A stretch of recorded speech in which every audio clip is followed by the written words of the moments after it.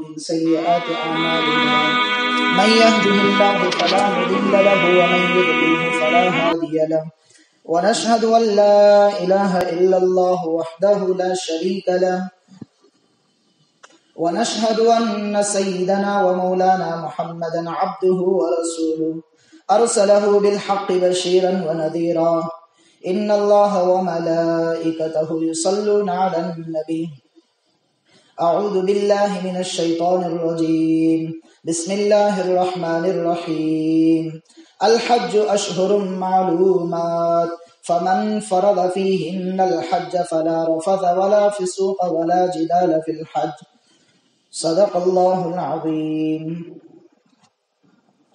محترم بزرگ اور دوستو، آنے والا مبارک مہینہ اللہ پاک کی بابرکت مہینوں میں سے ایک مہینہ ہے جس کو ذی الحج کا مہینہ کہتے ہیں، اور آنے والا جو ایک بہت بڑا عمل آ رہا ہے وہ قربانی کا عمل ہے۔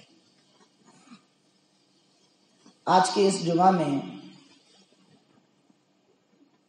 ہم دونوں پہلوؤں کو سامنے رکھتے ہوئے مختصر طور پر آپ کے سامنے قرآن اور حدیث کی روشنی میں چند باتیں پیش کرتے ہیں۔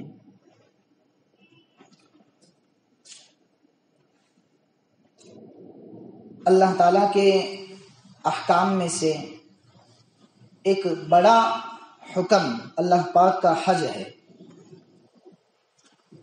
حج کس کو کہتے ہیں؟ اللہ پاک کے گھر کے طواف کرنے کو حج کہتے ہیں۔ حج یحج حجن عربی میں کہتے ہیں طواف کرنا، چکر لگانا، گھومنا پھرنا، یہ مختلف معنی ملتے ہیں ڈکشنری میں، لیکن یہ تو لغت ہوا۔ اہل لسان جو ہوتے ہیں وہ کہتے ہیں کہ کسی کی محبت میں گھومنا پھرنا، پراگندہ حال ہونا۔ پراگندہ حال اس کو کہتے ہیں کہ جس کو اپنے آپ کا بھی خبر نہیں، اس کے بالوں کا ٹھکانہ نہیں، اس کے کپڑوں کا ٹھکانہ نہیں، اس کے چلنے کا پھرنے کا۔ یہ کیفیت تمام کی تمام حاجی کی ہوتی ہے۔ ایک اوپر چادر ہے، ایک نیچے چادر ہے، اور وہ بھی بغیر سیے ہوئے۔ سر پر بال ہیں لیکن بالوں میں تیل نہیں لگانا ہے، بالوں کو کاٹنا نہیں ہے اور تراشنا بھی نہیں ہے، بالوں کی سیٹنگ بھی نہیں، ناخن نہیں کاٹنے ہیں۔ یہ پورا سسٹم جو ہے یہ کس کی ہوتی ہے؟ جو آدمی کسی کی محبت میں گم ہو گیا۔ تو یہی کیفیت اللہ پاک حاجی کو دیتے ہیں کہ وہ اللہ کی محبت میں گم ہو جاتا ہے۔ اللہ کی محبت میں اس کے گھر کا چکر لگاتے لگاتے لگاتے تھک کر 2 رکعت پڑھتا ہے، پھر تھوڑی دیر آرام کرتا ہے، پھر اللہ کے گھر کا طواف کرتا ہے۔ تو یہ پورا سسٹم جو ہے اللہ پاک جو ایک عاشق کی کیفیت ہوتی ہے اسی کیفیت کو حاجی کی کیفیت بتا دیتے ہیں۔ اسی وجہ سے حج 2 طرح کا ہوتا ہے۔ ایک روحانی اعتبار سے حج ہوتا ہے، ایک اعمال کے حساب سے حج ہوتا ہے۔ روحانی کیفیات جس کی جتنی مضبوط ہوتی ہیں، روحانی کیفیات کہتے ہیں اللہ کی ذات سے تعلق کا مضبوط ہونا، یعنی ہر چیز اللہ کے نام پر۔ تو اس کو کہتے ہیں روحانی کیفیت۔ جس کی کیفیت جتنی اونچی ہوتی ہے وہ اتنا ہی اللہ کے گھر کے طواف کرنے میں فرفتہ ہو جاتا ہے۔ یہاں رک کر ہم ایک بات آپ کے سامنے پیش کرتے ہیں۔ حضرت جنید بغدادی رحمت اللہ علیہ ایک مرتبہ کعبۃ اللہ کا طواف کر رہے تھے، رات کا وقت تھا، تو ایک بہن بھی وہاں طواف کر رہی تھی۔ تو حضرت جنید بغدادی رحمت اللہ علیہ طواف کرتے کرتے اشعار گنگنا رہے تھے، اللہ کی یاد میں اشعار گنگنا رہے تھے۔ تو اب یہ اشعار اس خاتون کے کان میں پڑے تو اس خاتون نے اللہ کی یاد میں اس سے اچھے اشعار کہے۔ تو وہ تھے تھوڑے بہت عشقیہ اشعار، اللہ کی ذات سے عشق کیفیت ہوتی ہیں، کبھی اے حقیقت منتظر نظرا لباس مجاز میں کہ ہزاروں سجدے تڑپ رہے ہیں میری جبین نیاز میں، نہ کہیں جہاں میں اما ملی، جو اما ملی تو کہاں ملی میرے جرم خانہ خراب کو تیرے عفو بندہ نواز میں۔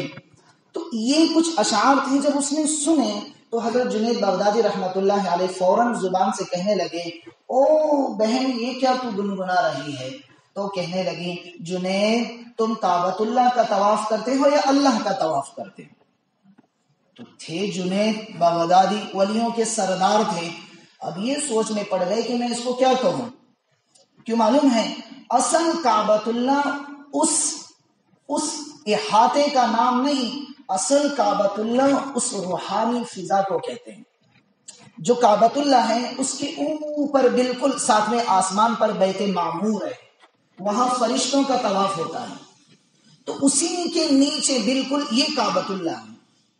تو کہنے لگی، جنید پتھروں کا طواف کرتے ہو یا اللہ کا طواف کرتے ہو؟ تو جنید کہنے لگے، بھائی پتھر کا طواف کرنا بھی اللہ ہی کا حکم ہے تو ہم اس کا طواف کرتے ہیں۔ وہ بہن کہنے لگی، جنید تو پتھر کے طواف کرتے ہو، ہم اس اللہ کا طواف کرتے ہیں۔ یہ جواب کہاں سے ملا؟ یہ حقیقی عشق، حقیقی اللہ والے جو ہوتے ہیں ان کو یہ کیفیت نصیب ہوتی ہے۔ تو ہم یہ کہہ رہے ہیں کہ ایک طواف، ایک حج ہوتا ہے اعمال کا، ایک حج ہوتا ہے کیفیات کا۔ تو جب یہ دونوں چیزیں ایک حاجی میں جمع ہو جاتے ہیں تو پھر اس کی ساری زندگی کا سسٹم بدل جاتا ہے، ساری زندگی کا سسٹم بدل جاتا ہے۔ وہ آنے کے بعد ایسے آتا ہے جیسے ایک معصوم بچہ ماں کی پیٹ سے ابھی پیدا ہوا، جس کے بدن پر کوئی گناہ نہیں ہوتا، کوئی گناہ کا دھبا نہیں ہوتا۔ اسی طرح یہ آنے والا حاجی جب اس میں یہ دونوں کیفیات ہو، کیفیات والا حج بھی ہو، اعمال والا حج بھی ہو، دونوں سے مل کر جب وہ حج کرتا ہے تو دل سے آہیں نکلتی ہیں، دل سے اللہ کے سامنے آہوزاری کرنے والا بنتا ہے، دل سے اللہ کے سامنے رونے والا بنتا ہے۔ تو میرے بھائیوں، حج نام ہے اللہ کے دربار کا پراگندہ حال میں ایک عشق کی کیفیت لے کر طواف کرنے کو۔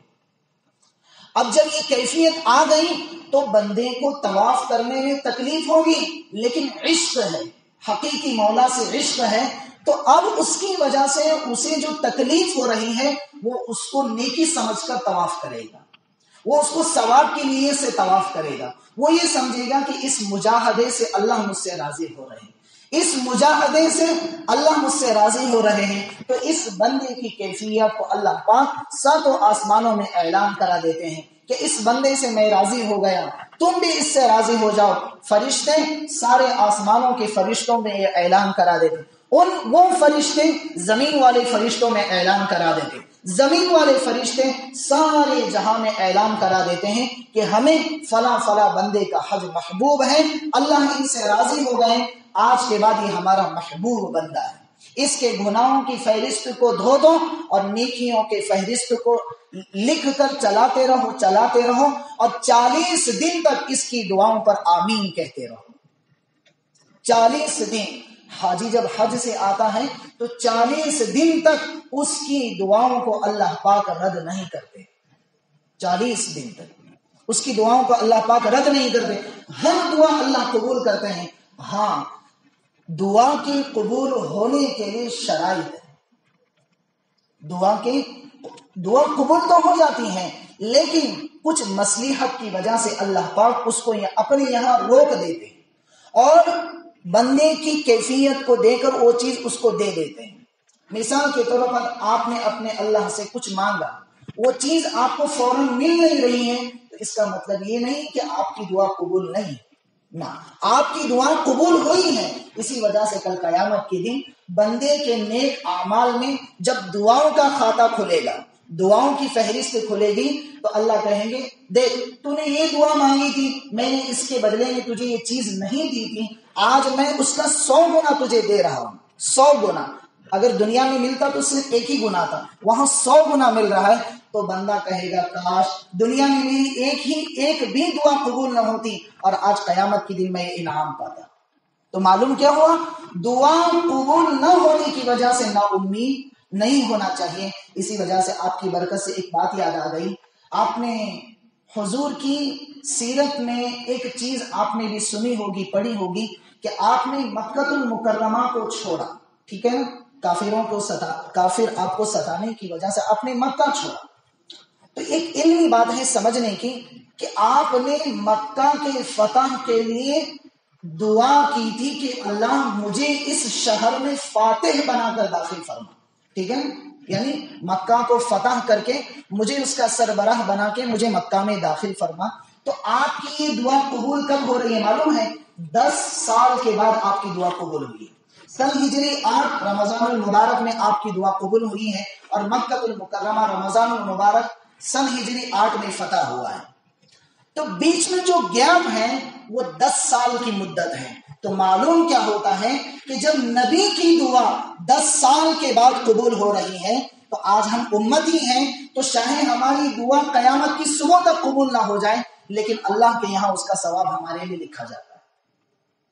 اس لیے ہم دعاؤں کا خاص اہتمام کریں، کیونکہ حج کا جو مہینہ اب چل رہا ہے، یہ جو عشرہ ذی الحجہ ہے، عشرہ کہتے ہیں 10 کو، یعنی یہ جو 10 راتیں ہیں، اس ایک رات میں نوافل کا اہتمام کرنے کی وجہ سے اللہ پاک پورے سال نوافل کے اہتمام کا ثواب دیتے ہیں. تو سستا سودا ہے.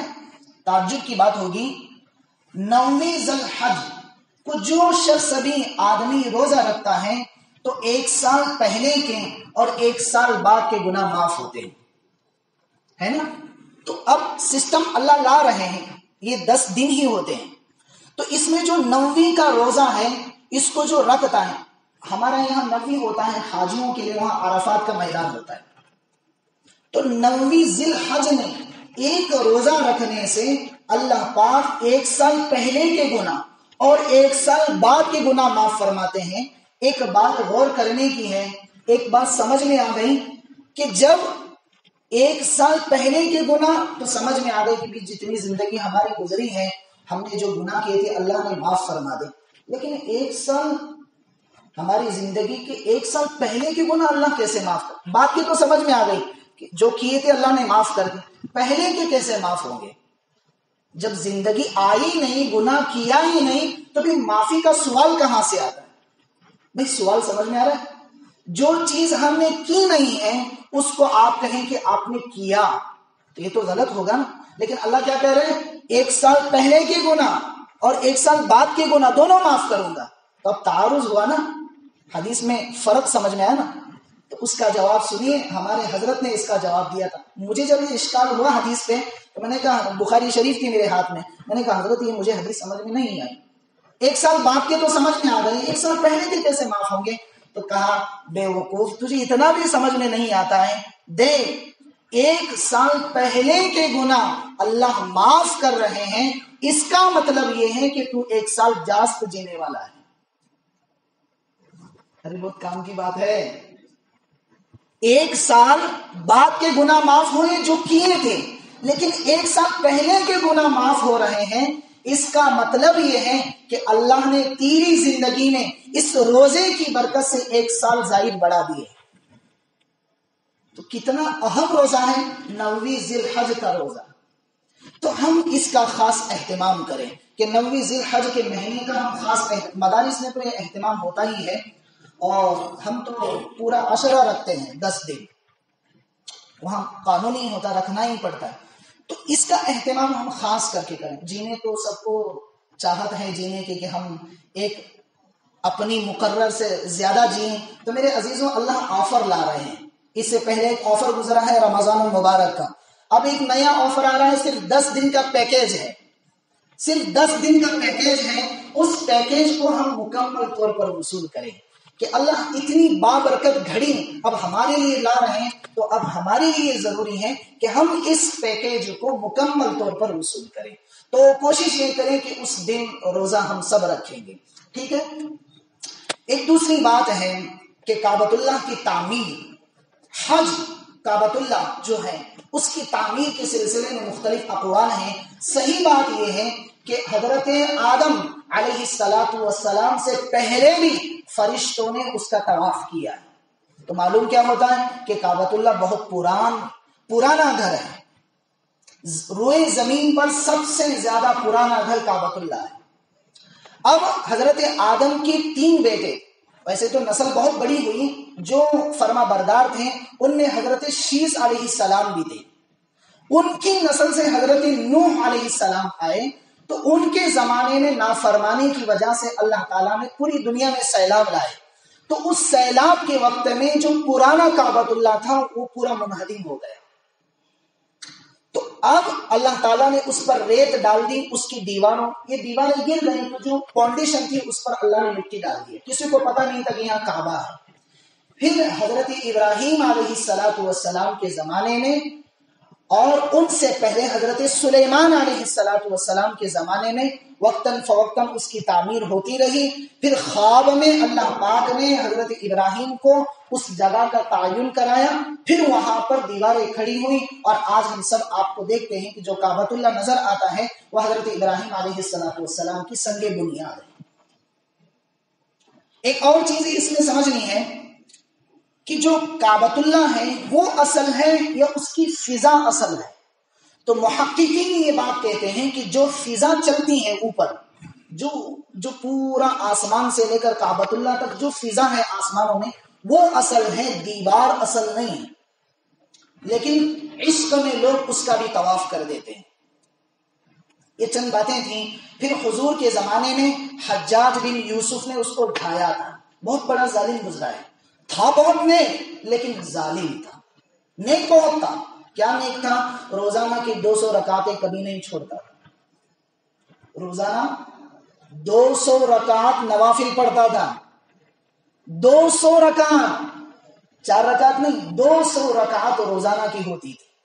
और मुअर्रिखीन ने ये लिखा है, मिशका शरीफ हदीस की किताब है, उसके मुकद्दमे में ये बातें लिखी हुई हैं कि रोजाना की 200 रकात और रोजाना 3 कुरान खत्म करता था। नवाफिल में हम जायद जो चीज वो अलग थी, रोजाना नवाफिल में 3 कुरान करीम का खत्म करता था। कितना नेक था ना, नेक था ना। अब ऐसी पाबंदी अगर कोई करे तो लोग क्या कहते हैं, वो अल्लाह वाले है ना, क्योंकि अल्लाह वाले का जो तसव्वुर हमारे जहनों में डाला गया वो यही है कि 5 टाइम की नमाज पढ़ता हो, कभी फला नमाज कज़ा ना होती हो, कभी फला नमाज कज़ा ना होती हो। तो ये तसव्वुर सब का होता है। तो वहां इसका मिजाज भी ये था, ये पैदल हज किया था अपनी जिंदगी, पैदल हज, ये पूरा सिस्टम था। लेकिन था जालिम बहुत।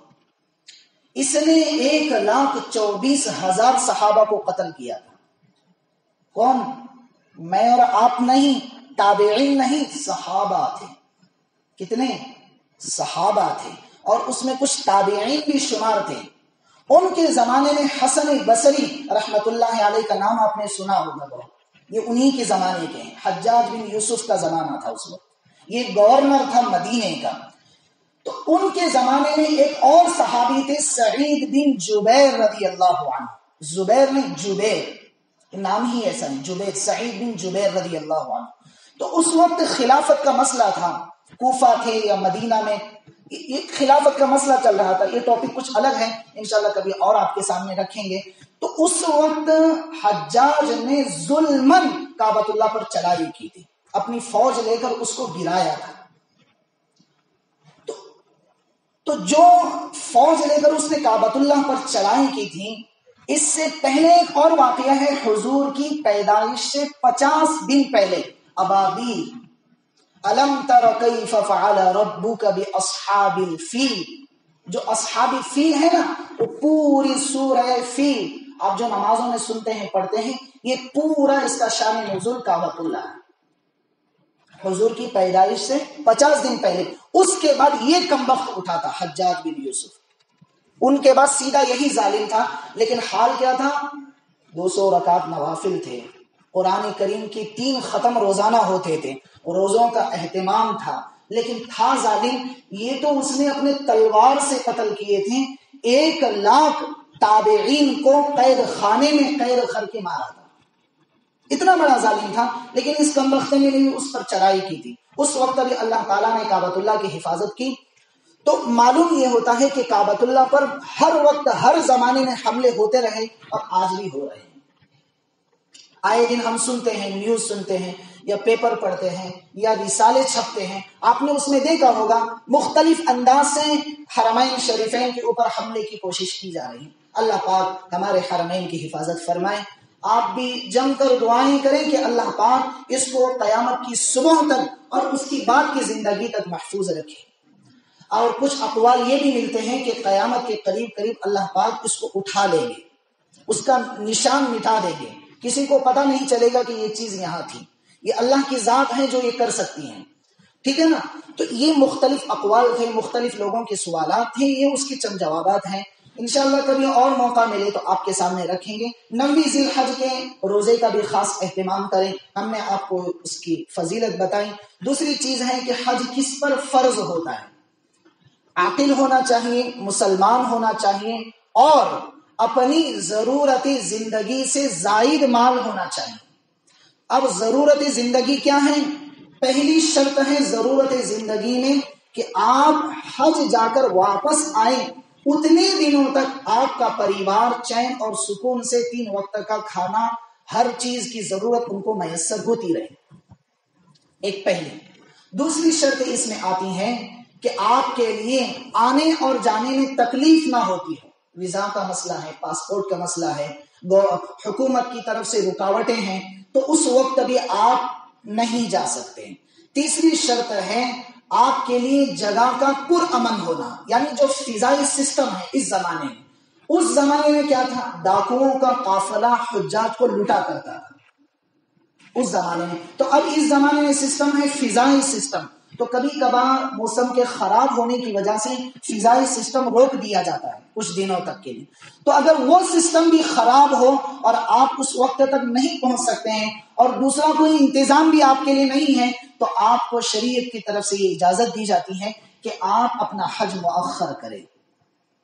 یہ چند باتیں تھیں، اس کے علاوہ اور کچھ باتیں ہیں قربانی کے سلسلے میں۔